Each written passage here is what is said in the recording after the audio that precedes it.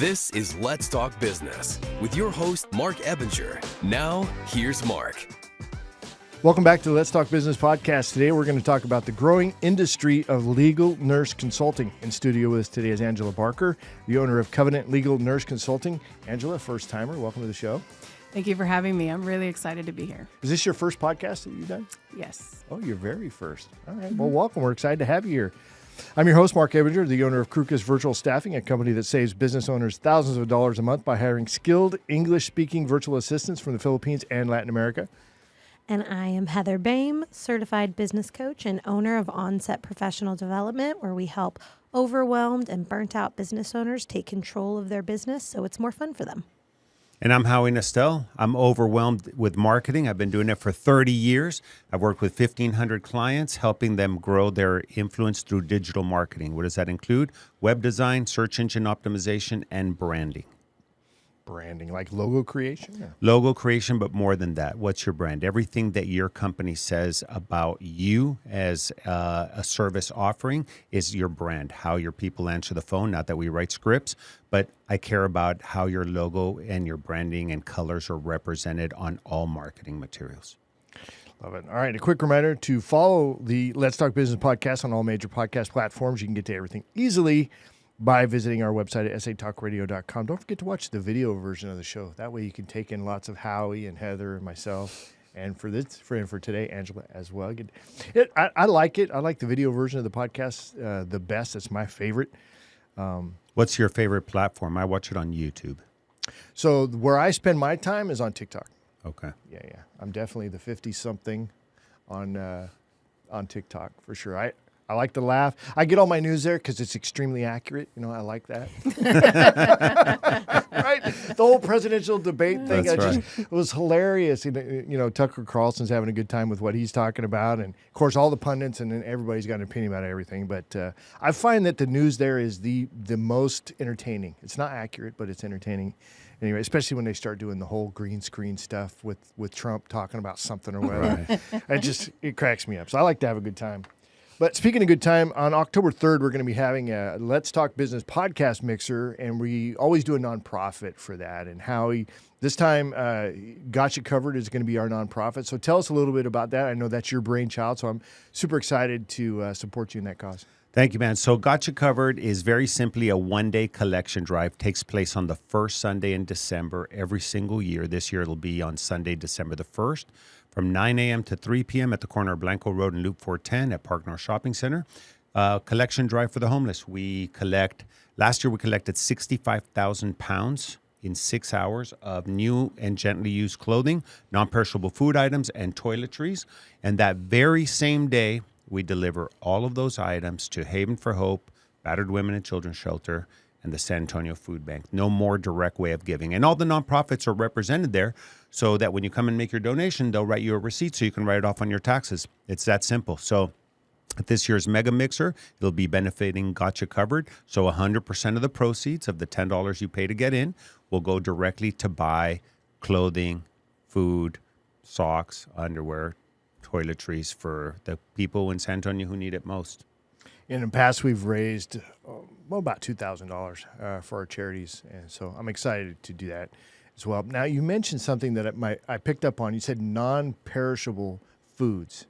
Is that even a thing? Don't all foods perish? They do, but it depends on when they perish, right? So ramen lasts 27 years in the packet, and then it goes down from there. That's why the Italians are living longer than us, Right. I think. You know what I mean? So what the food bank looks for are canned foods, canned meats. So Spam lasts a long time. It does, right? Pretty much anything you'd put in a bomb shelter. Right, will last. Right. MREs, you know. Yeah, that kind of stuff. but peanut butter, pastas, tomato sauces in cans versus jars so that they don't break when they're being transported. Sure. Those are the the foods that are high in protein that last a long time on the shelf. Even cereals, you'd be surprised, last a long time until they're open. Yeah, right. I saw this. Now we can cuss a little bit on this show, right? And I'm sorry, but there's this meme that pops up, and it's Captain Crunch, right? And there's a picture of the Captain Crunch, and it says, "Because F the roof of your mouth." Oh yeah. The last time I had Captain Crunch, I was in my 50s, right? And it still just tears up the roof of my mouth. So anyway, Yeah, but cereal not as does badly last as forever. Hot Pockets do. Hot You Pockets overheat burn them in the microwave. Exactly. That's worse. And don't bring Hot Pockets, by the way, to Gotcha Covered. So what don't we take? We at Gotcha Covered, we don't take lawnmowers with 3 wheels on them. We don't take half open or half used cans of paint. Old shirts. Old, gently worn. Gently worn. Yeah. Okay. And laundered. And laundered. Yeah. And look, it's used by the people who need it most right here in San Antonio. And it's our little way of giving a hand up, not a handout. Over the past 27 years, I calculated we raised well over or collected more than 1 million pounds of donations. So even the battered women and children's shelter will tell me on some years, between all the dresses and accessories, purses, and things like that we give them, it's enough to last them almost the entire year. Now, Heather, of course, you're a business coach and you're my business coach as well. And so websites are kind of a big deal for businesses. It's something that we don't necessarily pay attention to. And I know Howie's like, wait a second, you're supposed to be asking me the question. But I want to set it up over here because are websites important for businesses or not? Well, it depends on the type of business, but I think no matter what, it legitimizes your business. Everyone's going to go Google your business, especially the more money they spend on your business. And for a lot of businesses, it's how people find you. I mean, what's the first thing you do when you need something?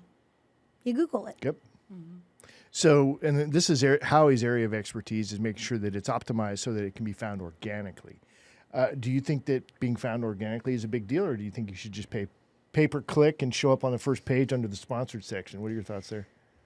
I mean, it depends on the person. Being found organically is obviously better because you're not paying as much money to be found. And if people aren't going and specifically looking for your name, then you're probably not going to be the first one up there unless like you're organically optimized to be one of the first people, like especially in like the trade services where there are companies that spend 6 figures a month to be the first one at the top of the list on Google. So if you're not organically optimized, you're not competing. Like, and I personally scroll down past the first 3 sponsored options in Google to find the first one organic. That's just because I'm just like, no, sponsored, no, first organic. And Howie, you work with a lot of companies on their websites. Is it common where even a company that is their name, that somebody might be searching it, but they don't necessarily come up first on the organic optimization? That happens a lot, Yeah. especially with templated free sites or inexpensive web builders. They're buried on these servers that have hundreds and sometimes thousands of sites. And so even though it's a unique domain name, it's not even optimized for that company's name. And so I have seen where people come to us, prospects come to us, they say, I can't even find us even if we type our own company name on Google. The only way they come up is if they type their URL directly, meaning their domain name up on top, but not in searches if you put their company name. And, I give clients a lot of latitude. They're very good at what they do. Might be really good plumbers, really good electricians, but they're not good marketers. And I don't care how many YouTube channels you've watched and white papers you've looked at. Unfortunately, unless you have a team of professionals working on your site, you're more likely than not going to lack good results. Yeah, and so this is a great segue, actually, Angela, into your business, which when we first met, I was super fascinated with what you do. Instantly was like, I need you to come on the show. We need to talk about that, create awareness about it because it's super interesting. But speaking of expertise, right, because that's your game. You're very much into bringing expertise for, attorneys and even insurance companies and stuff like that. I'm guessing you would work with them as well as an expert consultant to understanding medical records. But let's kind of go back to your background. Give us a little bit about your background, what led you to creating your company. Sure. So rewind back to when I was when I graduated from nursing school. I've been a registered nurse for 19 years. And when we graduated, they always bring in all these speakers. And one of the speakers was a legal nurse consultant. And so he worked for a law firm. And he let us know, like, hey, this is what I do. I help attorneys, sift through the medical records, write reports, let them know, any red flags or missing records, strengths, weaknesses to the case. And this is something that you can do, but you need to have experience. So in order to be able to do that. And so kind of filed that in the back of my head. I did pediatric ICU, and then I went into home health. So I worked for Maxim Healthcare, a national company. So I did that for 15 years. We did private duty nursing. So we helped patients. It was almost like a hospital in the home. So did adult and pediatric. So some patients had feeding tubes, some had tracheostomies for airway management, and others were on ventilators for life support. And so I was the administrator of the agency, and so I was responsible for any state audits. So when state auditors would come in, so if a family was upset about something like, hey, the nurse didn't change the patient or wasn't doing their job, they could be potentially seen as neglect. So we'd have to do a self-report. We'd have to report ourselves to the state. They'd come in and audit us to see if we were compliant or not. And so I had a lot of experience with having to do investigations. And so, and with COVID, we were really stressed as far as finding nurses to be able to staff those patients. So we would provide some patients up to 24/7 care. So I kind of got a little bit burned out, and so I wanted to do something different. And then that's when that came back to mind, like, hey, that guy was talking about legal nurse consulting. So I'm going to research that, because I'm not one to just like jump in and figure it out, like, oh, I want to do legal nurse consulting. I'm going to just, start my business and whatnot. So I wanted to do research and find out what could I do to learn how to be a legal nurse consultant. And so I did some research. I joined a program where I took some courses so that I could learn how to do the reports and also the marketing and such. And then I started my business in 2022. So how's the business growing so far? it's going good. Yeah. So initially it was a little bit hard because I could come across as being outgoing, but I'm actually an introvert. And so it was really pushing me to get out there and network and, get my name out there and, just meet people, talk to people. So I had to really be intentional as far as, joining groups that were going to put me into those, to where I could meet attorneys or people that could connect me with attorneys. And so it was kind of having to really challenge myself to step out of my comfort zone. So, Howie, what's the number one job of an entrepreneur in your mind? Oh, to bring in business, to bring in revenue for the company. If you're in business, you, at least by a textbook definition of being in business, is maximize profit for the stockholders. But if you're an entrepreneur, or as I like to call it in some cases, self-unemployed, then you have to bring in the business. Mm-hmm. Yeah, I've heard it said that the number one job of an entrepreneur is to get your business in front of as many people as possible. It's an Alex Hormozy thing, Okay. right? Why? Because you're creating awareness. And creating awareness leads That to you are in. Well, yeah, absolutely.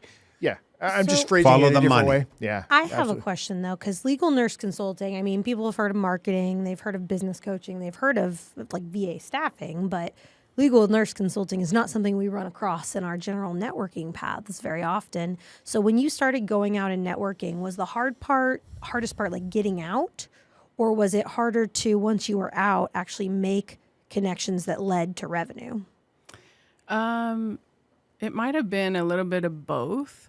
As far as, yes, getting out and not only making the connections, but actually making it, bringing it down to their level.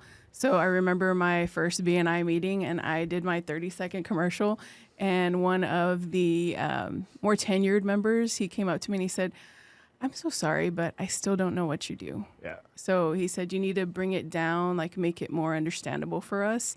And so that's something that I had to learn how to do is take it out, like just like I do for attorneys, bring it down more to a layperson level instead of more using technical terms or medical terminology or such. And Angela, So- where are you on your networking journey?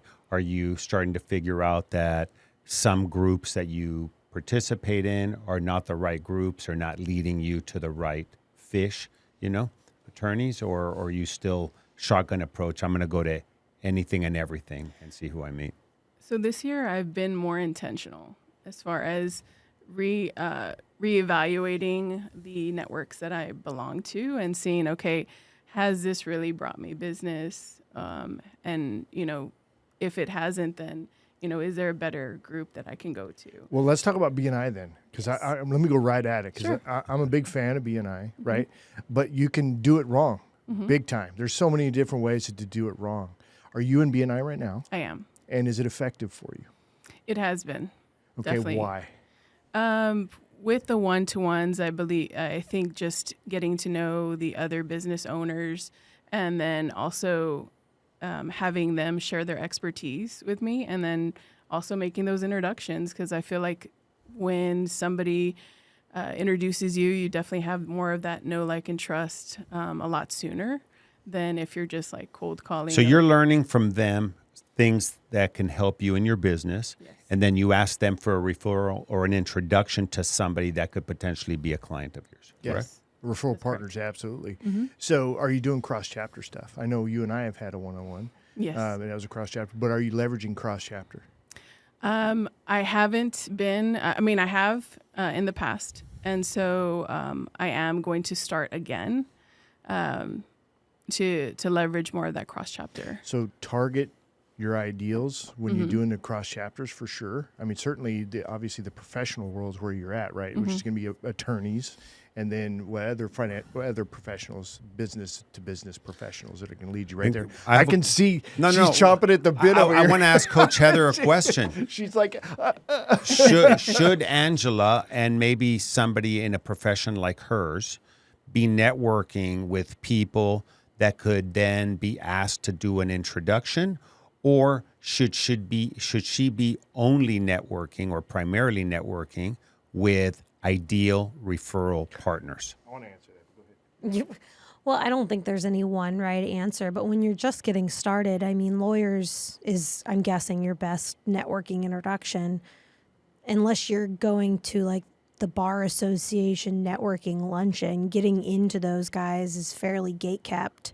So I feel like a few years in, once she's in, then yeah, she could probably hone into just networking with her ideal referral partners. But the initial, she has to get in to get in. So I think networking with business owners is great, because do we all know a lawyer? Yeah. Unfortunately. Unfortunately, we all have to.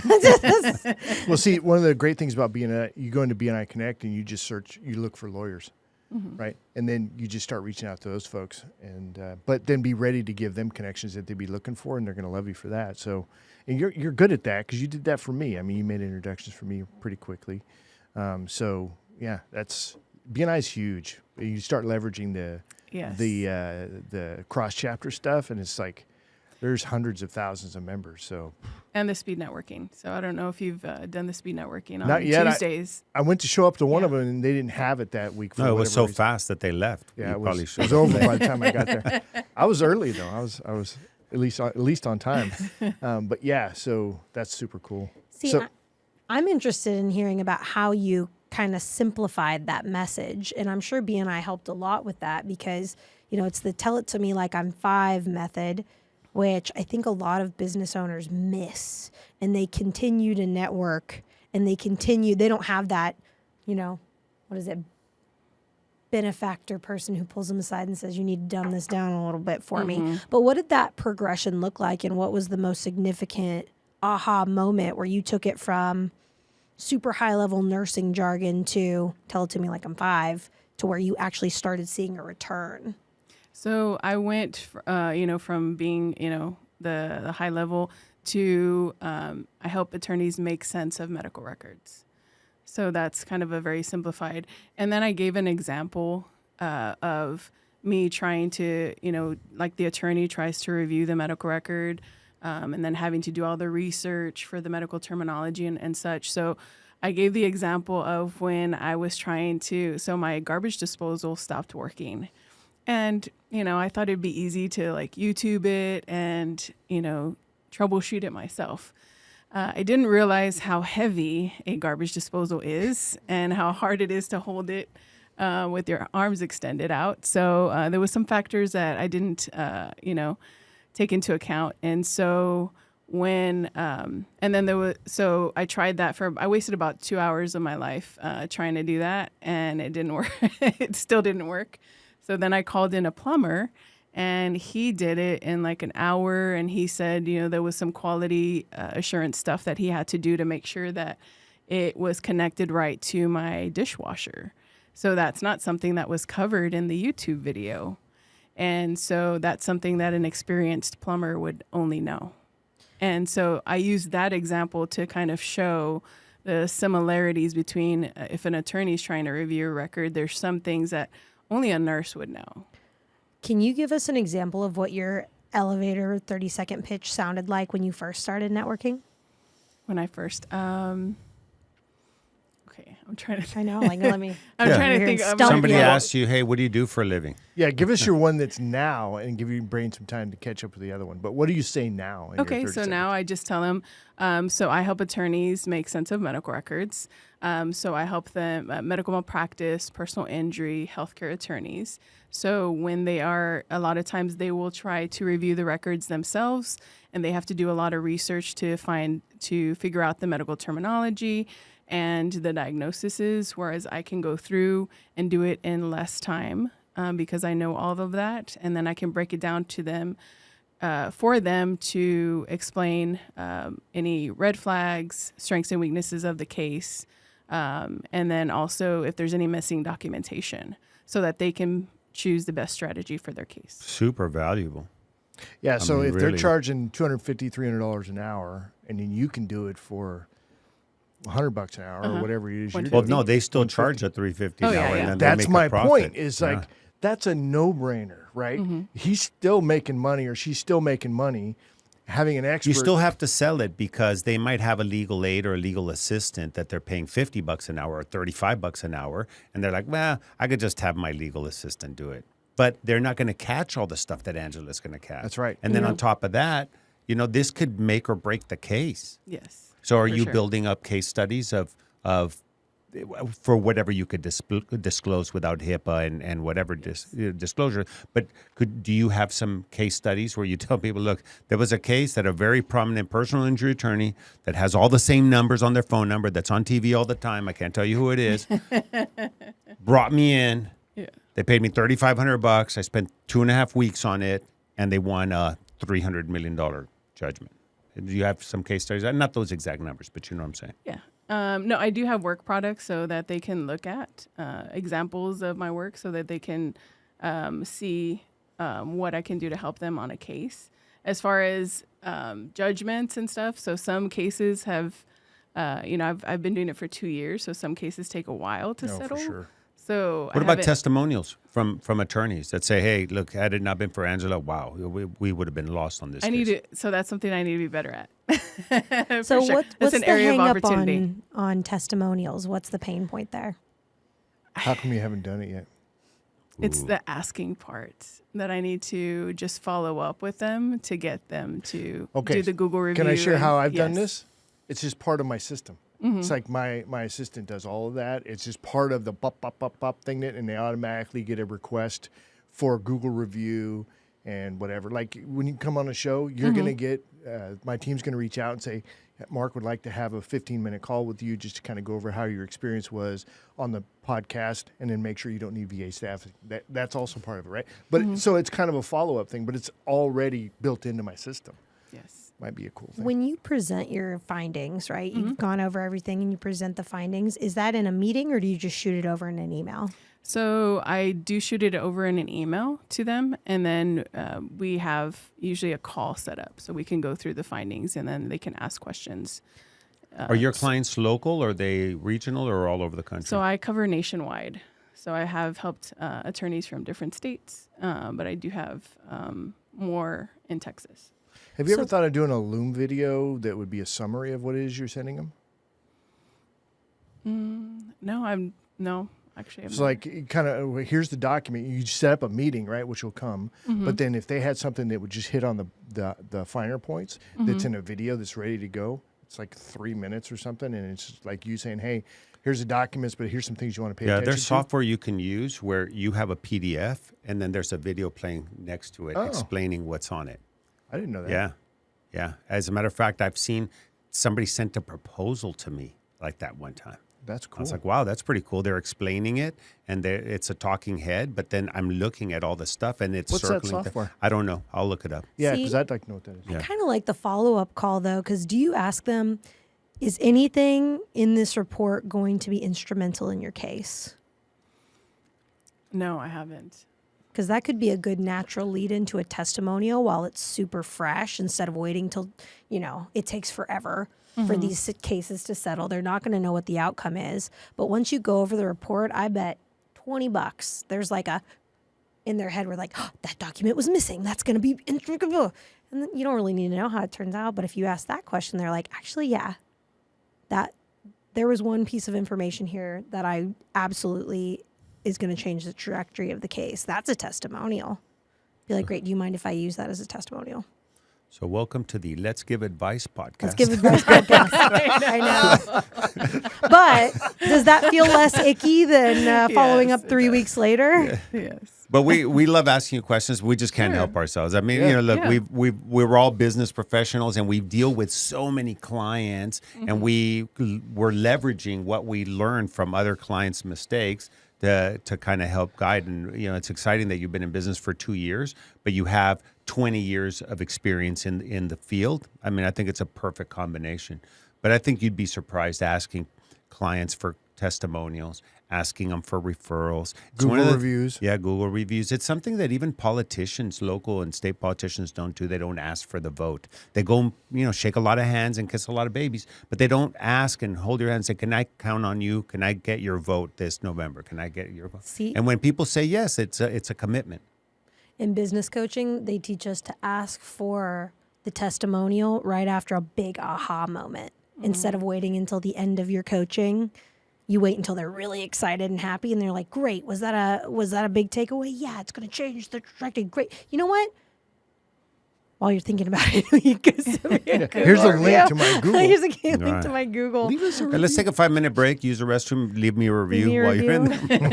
there. All right, so let's obviously legal nurse consulting, that's your thing, but you're providing that for attorneys. Who else are you providing those services for? So actually right now it's just attorneys. So you're not doing like insurance yet. Not yet. So I did a little bit And of research. insurance has a lot of attorneys too, though. Yeah. So they have their own set of attorneys. Are you simply reactive or are you proactive as well? In other words, like if somebody wanted an audit of their system, because you've got lots of experience in that space. Yes. Would you come in and do an audit? I would. Okay. I would be able to help them with that. And so that's something actually the healthcare attorney that I'm working with, we're trying to develop, kind of what that would look like, a package would look like if a home health agency would want to get a proactive audit done, just so that we could find stuff before, the OIG or the, state comes in and finds it, so that we can put systems in place or a plan of correction in place so that we can fix those issues. See, that's a whole other market to target. Is now you're targeting insurance agency owners, or not? I'm sorry, that's my Home health. So- home health agency owners. Yes. Thank you. I have a different line of questioning. You've been in it for 2 years now, so you were a nurse for a long time before that. Now you're a business owner. What's the future look like for you and your business in general? So I would like to scale. And so I work for my mentor that I did the program through. So through that, I have made a lot of connections with students that have different backgrounds. And so my goal would be to hire some of them to subcontract so that I could have different areas of expertise at my disposal. So back to your audit, though, that could be something that you could sub out either to a student or get a VA, because sometimes clients put you on whatever your next business offering is. 8-10 years ago, I had a client come to me and said, look, we have our own in-house marketing team. We're not looking to hire anybody, but I can tell you all have a lot of experience. Is there any way you could just give us a report, let us know how you think we're doing from a non-biased third-party perspective? Well, we called it an internet presence report. We've done 100 of them now, and we charge about $1,000 for each one. So it's been $100,000 worth of revenue for us, and a client put us on it, where we go and see what they're doing on the internet, social media, pay-per-click, website, SEO, and all that stuff, and then we hand it to them. If they want to go use it to beat their employees, marketing employees over the head with it, great. If they want to go, complain to their current vendors, great. 20% of those have eventually become clients for marketing because they went back to whoever was doing it, saw all the holes, and then they said, well, we didn't know about that, and we didn't know, well, you know who does this? So they come back and they're like, hey, can you just do it for us? Like, sure we can. Well, and I have a friend that's actually happening to right now. He's in my entrepreneurial accountability group, and he came to us. He started his business, and he started it with one service in mind. And he came on, he was like, yeah, in the last 2 weeks, I've had 3 of this exact same customer type, and I'm just not sure if I want to even do this service. And we were like, they're coming to you. Yes. They're right. just falling into your lap like magic. Do you know how rare that is? What are you doing? Are you capitalizing on it? Are you marketing it? Are you doing anything for it? And he was like, no, I just don't know if I want to do it. And we were like, do you like money? Well, because sometimes opportunity knocks, but then people don't open the door. And that's, I think, the dangerous thing is like it can be knocking, but if you don't build a vehicle to actually funnel it and take max advantage of it and capitalize on it, then it'll go away. And I feel like that comes up for people. And it's not just about making money, but it's you're providing something that's of value, and the clients are telling you this would be very valuable to me. Yes. Even if it's not quite as sexy as the original service you're offering, it still meets a need. Usually what makes money is not the sexiest part of the business anyway. But it's what you need. It's the grease you need for the wheels to continue to turn. Everybody wants to be the driver, but you still have to have grease. You still have to put air in the tires. You still have to do all that stuff for the vehicle to go. So do you have a mentor or business coach or somebody that's working with you to build out your business? So I do have a mentor that I work with. Is it the same guy that you heard speak 20 years ago? No. Speak 20 years. I don't even remember the guy's name. Oh, okay. No. That would be pretty cool, though, if you found him and you're like, hey, you're the reason I got into this business. I know. It's like, who are you? Yeah, that would be cool to find him. But so, no, I don't have a business coach, but I do have like a mentor that has, gives business guidance. What does that like cadence look like with your mentor? How often are you meeting? like- What are you guys yeah. talking about? Okay, so maybe it's not as often as I need to. So I'm just curious because people use mentor in a lot of different ways. And Yeah. I personally, I don't know if I've ever had like a mentor. I've always Yeah. paid my mentors. Oh, I've and had their coaches. kids tell me, they're like, oh, and this is Howie. This is my mentor. I'm like, well, how come I didn't know? yeah, and you're not paying me anything for this. Right, that's What's right. going on here? Yeah. Exactly. And yeah, some people just like kind of stumble on a mentor and that person is just like, here, come under Yeah. my wing and I'm going to show you everything. And they just do it. And I'm like, well, that looks nice because I pay people thousands of dollars to like bring me under their wing. So I'm always curious about it. Like, how did that come about? And like, what is the value they provide that allows you to see them as a mentor? Well, I have to reevaluate that as well. Now thinking about it, because I need to have more. I think I need more accountability as far as what I'm doing on like my daily tasks. What's my time blocking look like? I got off track. On a personal note, my dad was diagnosed with cancer. I was having to go down like once a month to help him, and then he passed away in May. So that kind of threw my whole rhythm off. So I'm just trying to get back into my business rhythm. Well, I can tell you that as I've interviewed a lot of people, obviously, with the show, and then of course I work with Heather. She's a great coach, but having somebody that is there for that accountability and for some mind mapping, Yes. which is huge. Figure out what does it all look like? Where's your revenue coming from? Kian, he's on the show. He's one of the hosts as well. He's that fractional CFO who helped me understand a little bit more about P&Ls and knowing your numbers, and then even knowing you could dial in a certain area. So stuff like that's huge for Like, I didn't go to business school. I don't know anything about that kind of stuff. I'm a retired cop. So, Well, and that's the thing in business school. I don't know because I haven't been to business school either. But I don't know if they go over the mindset stuff. But I feel They like don't. it's a massive I went part. to UT Business School. They don't do that. I Yeah, took history of rock it and is. roll. I took wine appreciation. Now, you might say, well, Howie, that was you. That was your choice. Those were your electives. But we did a lot of I got a lot of technical knowledge, business accounting and those kinds of things. But definitely not mindset. There was nothing on sales, nothing about time blocking. I'm glad. I fought time blocking for 20 plus years. Now I live and die by it. You know? I don't know. I think I could argue you don't necessarily live and die by it. But I don't. But that's the thing. Like, Yes. yeah, you're I think scheduled. the mindset piece it's one of my favorite things to talk about because Yes. it's difficult. It's a little bit lonely because we all have our non-entrepreneurial friends who, whilst they can be supportive, they don't understand. No, don't they'll just really tell you, get hey, it. Heather, why don't you just charge more if Like- you need to make more money? Oh, really? That's a great idea. Thank you. I'll put you on my you should subcommittee. I feel like All the if things you're I not should an do. entrepreneur, like my non-entrepreneur friends kind of see it as just like, oh, well, she's just naturally great at all of that and she's doing great. I'm like, you don't know how hard it is and how freaked out I am all the time. But you know who does get it? The other entrepreneur friends that I have and the people I network with. And that's why I find my coach so valuable is like, Well, the other successful entrepreneur friends get it.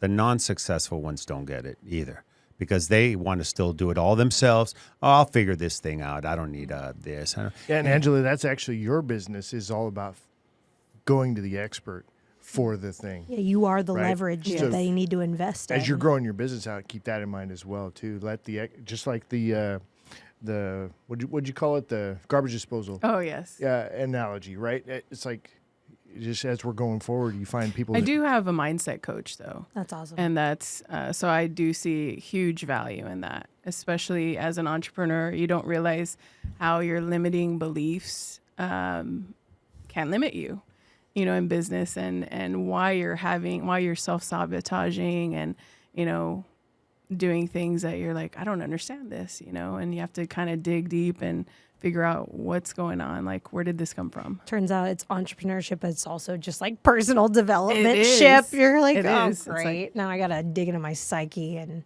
nobody wants to do therapy. So we're all just reading books. That's the hardest place to go is to go into your own head. We will spend more time trying to figure out what we're having for lunch or what we're going to wear than why are we doing this? Why did I start a business?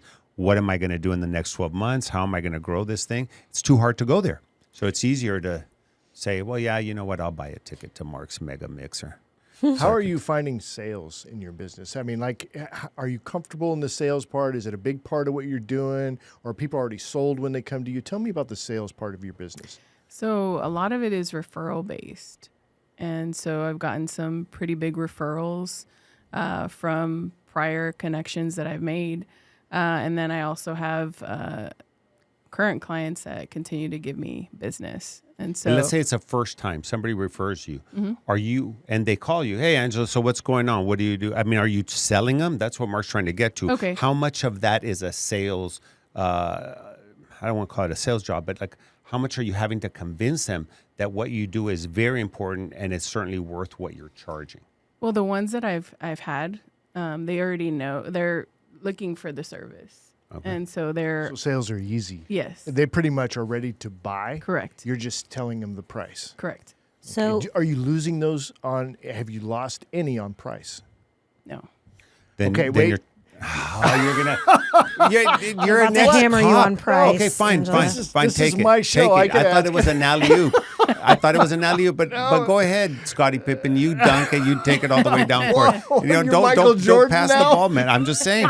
No, go ahead. What he's going to say is very valuable. Okay. right? I endorse it. So, yeah, but have you thought? Are you priced right? And have you thought about increasing the price? If it's already sold, can you then say, okay, well, instead of it's going to be $11,000, it's going to be $16,000. You know what I mean? Have you thought about that kind of stuff? I haven't yet. Okay, so Yeah, 'cause if this- you're not hang losing hang business. This is super important. I'm not kidding you here. This is why having a coach is going to be a big deal for you, because they're going to help you on your pricing. that'll make the money back immediately. Whether it's a sales coach, a mind coach, a CFO, a fractional CFO, whatever it is you go for, get that, have the conversation, and get your pricing down, because you'll be able to provide more value to your client, not just extract revenue, but also provide more value, and you'll be able to get further, farther, faster with your business. Yeah. Do you That's have, all right, Howie. I cut No, you no, off. that's fine. And again, Business School 101 is charge what the market will bear, meaning you charge the most that the market will pay for. I don't do that in my business because my business model changed over the years. But I'm in business to make friends. But that's because I've been in business for 30 years. So I want to do business with people I like. And if I like you, I'm going to charge you less anyway.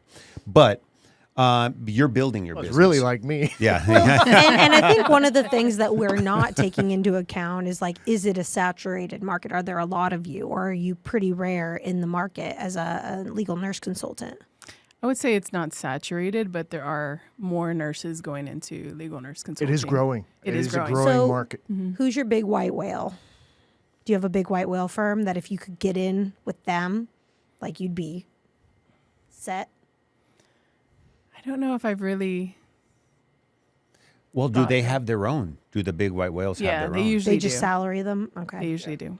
Yeah. That makes sense. If you're looking at the big firms and like personal injury, a lot of them already have in-house.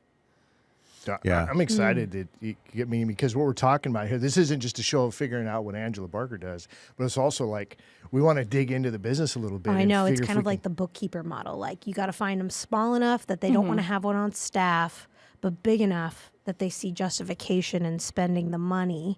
So like, well, bookkeeper is probably not the best example, but like it's that you don't want them so baby beginner that they're not going to waste the money, even though it's not wasted at all, but not That's so the big that they can sales. hire one. That's Yeah, back that's to the sales piece. question. Like who's the ideal client, and then you can just get real Yeah. It's specific like, with the look, asks. dude, I mean, and knowing your numbers, I'll 3X whatever you're going to get. You'll get it done faster, and you'll get a better result, and it'll be more, articulated for the jury or for the whatever.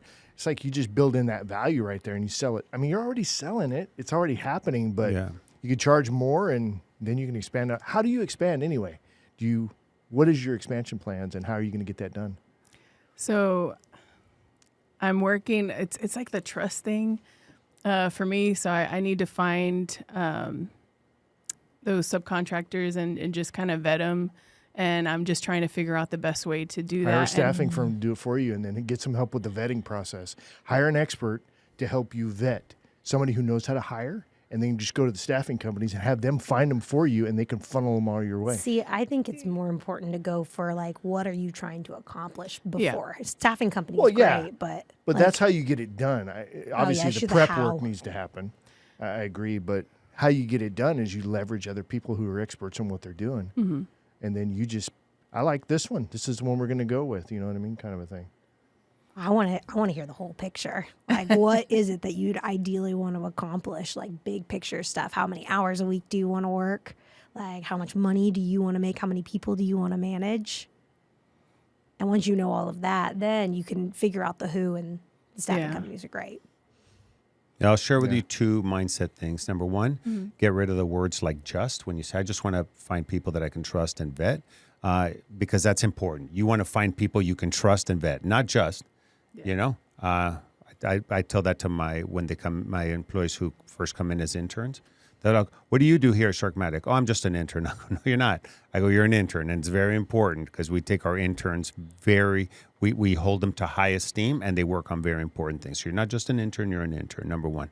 Number two, I would challenge you not to get comfortable with making a good living, because that's one thing that after 30 years of entrepreneurship and being a partner in 24 businesses is that people get comfortable with what they make. I'm doing pretty good. And that's the worst thing for you as an entrepreneur, is doing pretty good, because then all your needs are being met. You're paying your mortgage, you're paying your car payment and all that stuff, and you have a little more scratch left over. That's not going to help you build. I rather see entrepreneurs struggle and say like, oh shit, I could have been making twice as much if I kept my job. Now all of a sudden I'm struggling. That's going to be the driver to go build your business. So I operate like I'm going out of business, and I have for 30 years because of that. I just don't want to be comfortable with where I am. Not all about the money, but again, it's all about systems, growth, the right staff. And, to your question, how many hours do you want to work? I'm like, I want to work quote unquote work in the office, doing real work, none, 0 hours. But meeting with clients, coming up with ideas, going and visiting them, I want to spend 80 hours a week. Harassing your employees. Harassing my employees.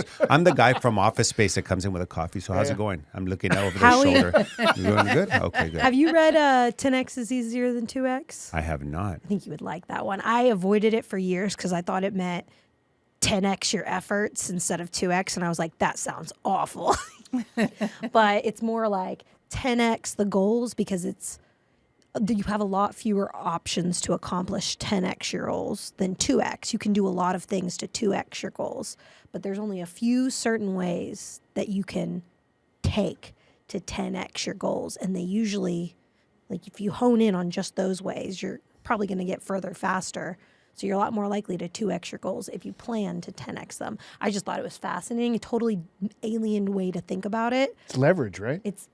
Well, no, that's the thing. Like, it's what is your 10x goal in finding the avenue. Now, leverage is an absolute piece of it. That's the avenue, right? Like, that's the third book to the Who Not How series. It's Who Not How, Gap versus Gain, and then 10x is easier than 2x.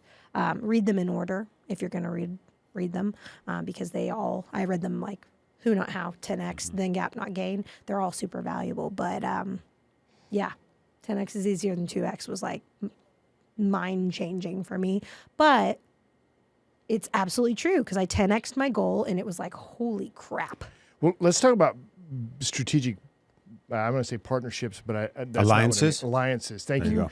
So this Game is of something that Thrones. I actually picked up on just recently. Somebody from Connecticut reached out through BNI. They're a staffing agency just like mine. They're like, hey, we don't employ full-time. We just want to do part-time, but they're going to leverage me out. And it got me thinking I should be looking to go out to staffing companies, regular boots-on-the-ground staffing companies, and say, hey, let me be your virtual staffing person, right? So that's like a strategic, like, I had never even considered this, but now you're getting into a referral source. So going to your world, what would be a good one, if any come to mind right now? I know I'm putting you on the spot, but what would be a good one where maybe you could go to and just say, hey, look, this is what I'm looking for. Let me be that person who fills this need for you. What industry would be using that need for you? So there's a couple different ones. So there's I'm trying to remember the name of it, but it was a company or group that provided like experts to attorneys, and so something like that I think would be good because. But I can't remember the name of it for the life of me. And but like definitely that's where I've gotten some referrals from is working with those type of companies where they're providing those experts to the attorneys, and maybe they're getting jobs that they really can't take on or they don't have the staff for. So that's kind of helped me leverage like, hey, we can't take this on, but maybe you can help them with that. Are you on LinkedIn? Yes, I am. Okay, so that's where you can go into like do a search for people in those types of industries and then just start reaching out and connecting with them and being that go-to person for them. There's automation software that can help with that, which I've gotten into myself that I've got my team on. Really kind of helps those connections. But targeting that and then, because why not think big? If you're going to have to do it, why 2x it when you can 10x it by just going to somebody who's going to be like, hey, that would be perfect. You would be a perfect referral source for me. And BNI could be a perfect place to start because you already have a foot in the door because you have that common ground. So to switch this from us giving advice to you giving advice to our listeners, you're 2 years in, you switched from what I would imagine is a very stable job to entrepreneurship and owning your own business. What is the hardest thing that you have gone through and overcome that you think you could share that would make things easier for someone else? So I think, let me see. I think it was the hardest thing I went through was overcoming, like I was sharing with y'all, like I'm an introvert. And so just going out there and especially to the networking events. So going and making those conversations with people.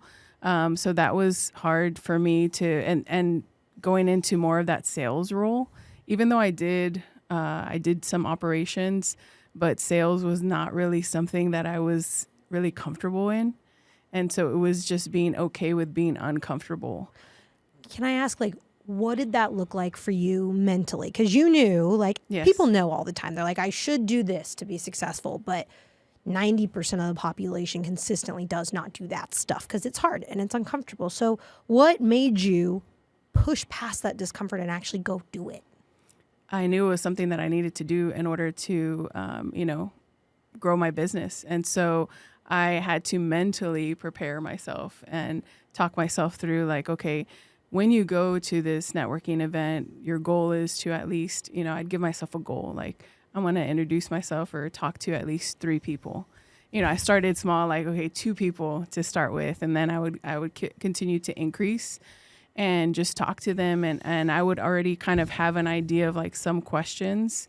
So I'd already prepare for that networking event. So I didn't just go in and just wing it, so I had questions prepared or, and what I could say, if they were asking me about, my business, then what am I going to tell them, to make it understandable for them.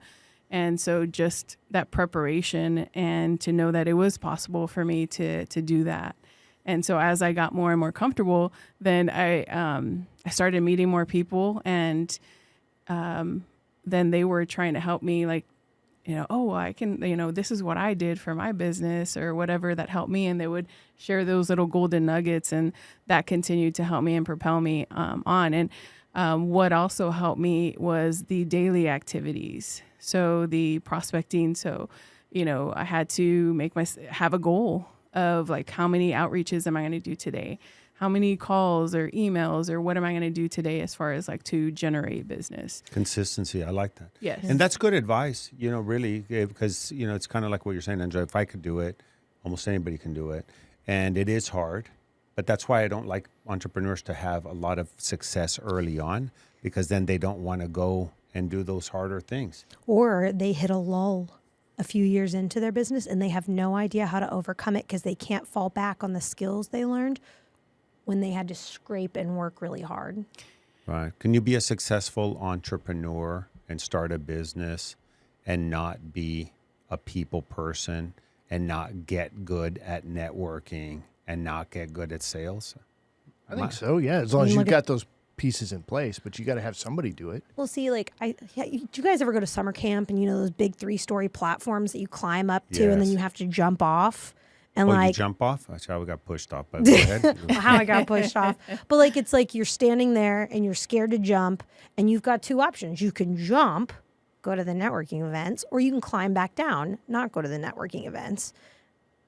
And like most entrepreneurs would be the ones that close their eyes, and it's worth it to them to jump. Mm-hmm. So my question is, like, there was that moment. You knew exactly what to do. You had your questions prepped, but you knew it was something you needed to do to build your business. Why was building your business so important that you just jumped? Because I had to be successful. Why? There was no other option. You needed the money, right? Yeah, that too. You burned the bridge, or you made a burned the commitment. ships? You left your career. I left my career, so I made the commitment. So I had to be successful. So there was no other option. So it was like I had to be successful, and so I had to push past that.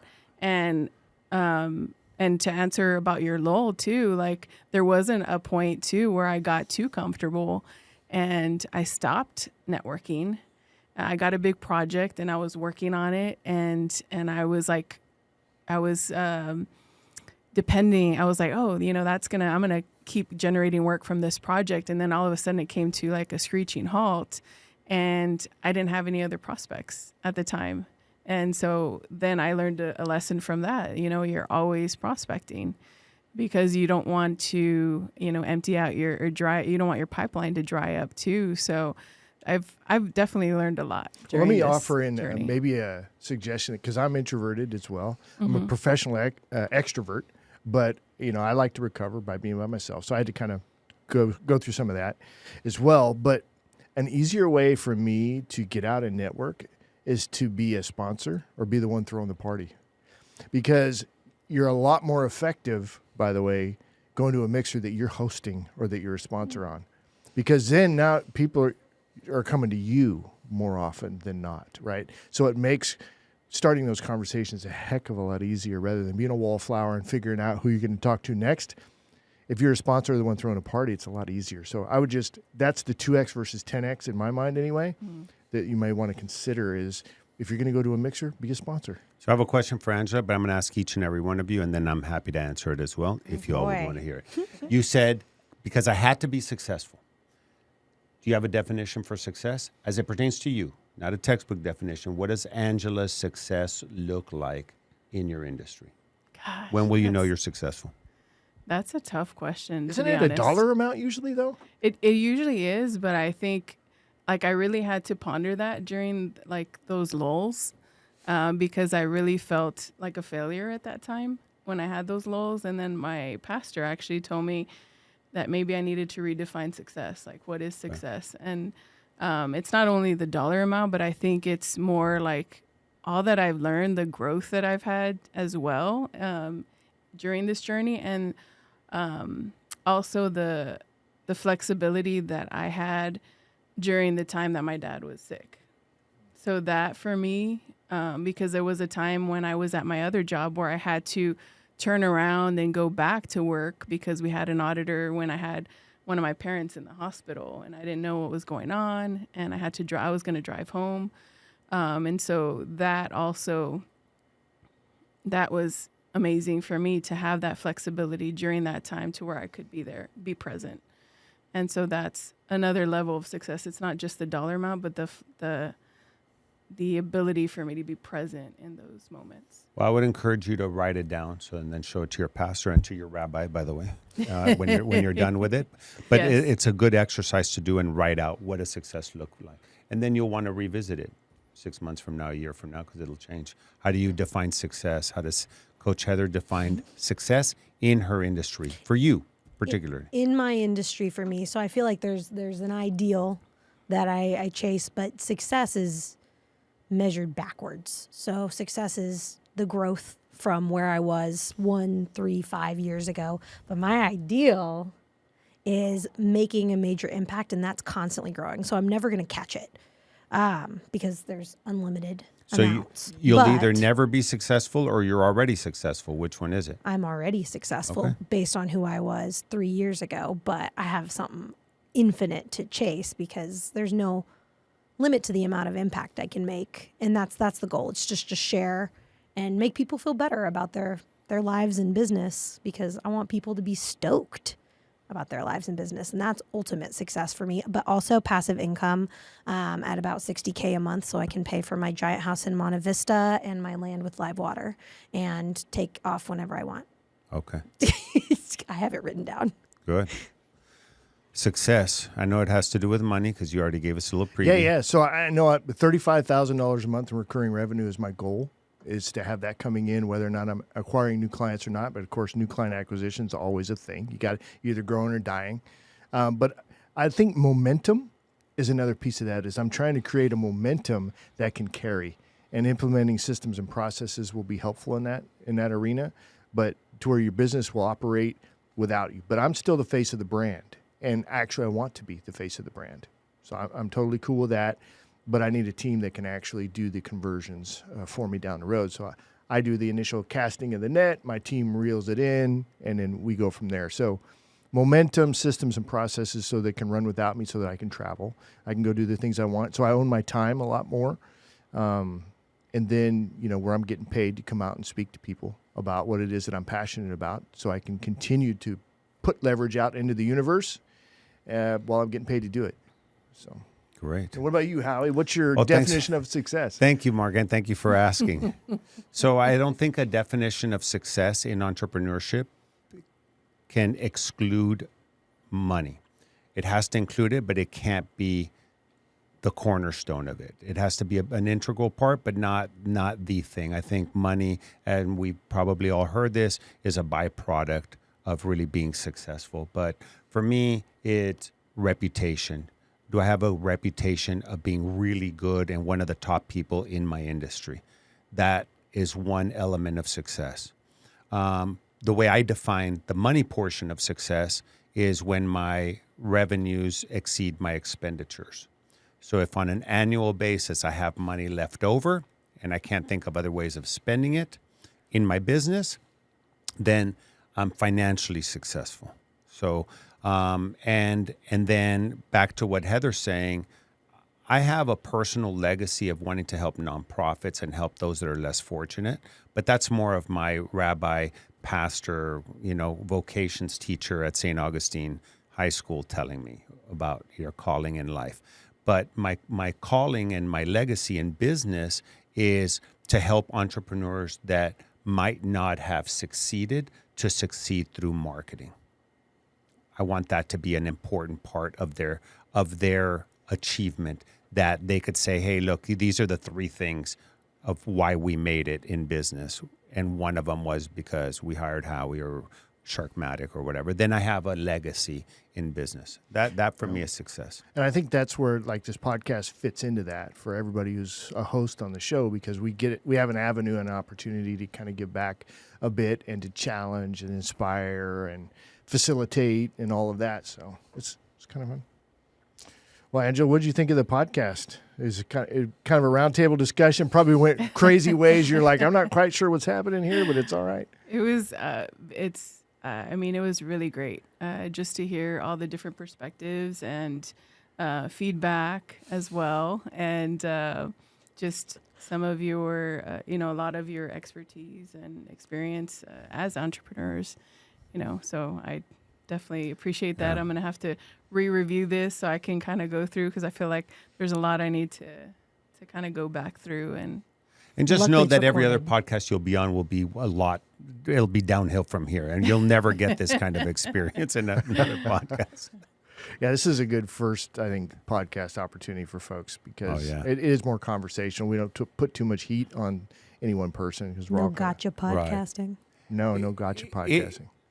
Do you see the podcast evolving and changing? I've told Mark this the last couple of podcasts. I'm like, wow, man, I feel like we're really rocking and rolling. I Well, mean, so here's the thing on that is I've changed it a bit, because it's less about the guest and it's more about the guest bringing their expertise, their particular insight, their situation, their perspective into a discussion about topics. So I want to make the podcast more about the topic and less about the guest, but the guest is just bringing that expertise. Well, see, that's the thing. I think it looks better for the guest, and it's more fun to listen to a podcast that's not just like basically a commercial for whatever business we're interviewing. Because, I will not watch commercials anymore. I just pay to not have them. Yep. And so I think our audience gets a lot more value, and they know they can trust you because they know what's going on behind doing it. So they're a lot more likely to use our podcast guests as well, just by hearing them speak as experts. yeah, well, and obviously, we're providing value, because to go from, where Mark started to now 23,000 subscribers on YouTube alone, and tens of thousands, if not hundreds of thousands of overall views, if you combine all the social media. Oh, it's millions. Millions. That's a lot. Millions per what? Per month? No, just in aggregate. Aggregate. Okay, got I it. should actually take a look at what are Right. the monthly numbers. But Well, and that's Yeah. the thing. We still haven't had a clip go what they term viral, but it's eminent with the amount of content we pump out. That's going to happen. Yeah. actually, I've had We've had on a few- Instagram. On Instagram, we had a Yeah. So Abdul had his big one. Yeah. What did it hit? 90,000? I don't know if it got that high, but it's pretty high. Because I think viral is technically 1 million views on one video. Oh, they actually put a number to that. Yeah, you can Google it. Okay, let's start buying views. Let's do Yeah. this. That Hawk girl, she's making all kinds of Oh, money. I know. Did you Now see there's her at the merch and there's concert? all kinds of stuff. I think they're going to start selling merch. Zach and Bryant things like pulled that. her out at his I don't want to concert. be known for that. You know what I mean? Seriously. But you know what? If you're going to be known for that, capitalize on it. I respect that. Yeah, she can't get away. It's called infamous. Ask Monica Lewinsky if that helped her sell more purses or Yeah, whatever. but Just didn't have a good Monica agent. Lewinsky That's I all. don't know. I don't know. You know, there's that girl's a famous, there's bartender, infamous. not a political You intern, know, I there's think. there's getting known. I rather hit 3,000 of the right audience than 300,000 of the wrong audience. Says the person who doesn't get a lot of views. What? Yeah, exactly. Hey, playing with you. I've had some of my videos get 599 views. My kids are like, Dad didn't even get 1,000 views. I'm like, hold on, how many I got? 500. Wow, I got 590. Those are real people. Yeah. 600 people, almost 600, watched my video. Yeah. Raise your hand if you've gotten over a million views on a video. High five myself. My first video on TikTok, I got 2 million views on. Oh, Yeah. wow. I've got one with over a million. How'd you all monetize that? How many clients zero. did you pick up? I didn't know anything about Doesn't that. have anything to do with business either. So Right. Mine was about a cat. I was doing like a little skit thing with my wife about a cat. Of course, cat videos just do great on Right. TikTok. mine But was yeah. a bunch of my husband's friends standing by a fence. They looked just like King of the Hill. So I put the King of the Hill music behind it, and the men on TikTok got triggered. Yeah. They got so offended. I literally said, men at my daughter's birthday, and I put the King of the Hill music. That was it. I didn't make fun of them. I didn't say anything bad. And the men You're on making fun of TikTok were either trashing my husband's friends, so they were being mean, or they were like, well, are you so great? What makes you think? And I was like, I didn't say anything Wrong mean, you audience. crazy man. Wrong audience. It was pretty funny. I love social I don't have a media. TikTok account, I'll have to say. Oh. It's That's where I like probably to spend better. my time. TikTok's like I was saying earlier, that's where I get all my news. That's how I I know that. actively try not to let myself go watch TikTok. I'm like, just listen to a book. It's better. Just don't go on TikTok because I'll waste my time. How can you always be in learning mode? You got to laugh. You got to have fun. Well, then I read my sci-fi That's where we fantasy come to the novels. podcast. Yeah, right. So we can have fun. All right, Angela, if folks want to get in touch with you, how do they do that? They can email me at anbarker@covenantlnc.com or check out my website And find you on LinkedIn. and LinkedIn as well. Okay. Yep. Well, thanks, Angela. It was a good time having you in here. Hopefully you go away with a good experience. And be like, Yes, for sure. all right, awesome. All right, as we wrap up the show, quick reminder, check out our latest podcast and catch video version of the show anytime by visiting our website at satalkradio.com. That's going to be it for this one. You guys have a great week. We will see you on the next one.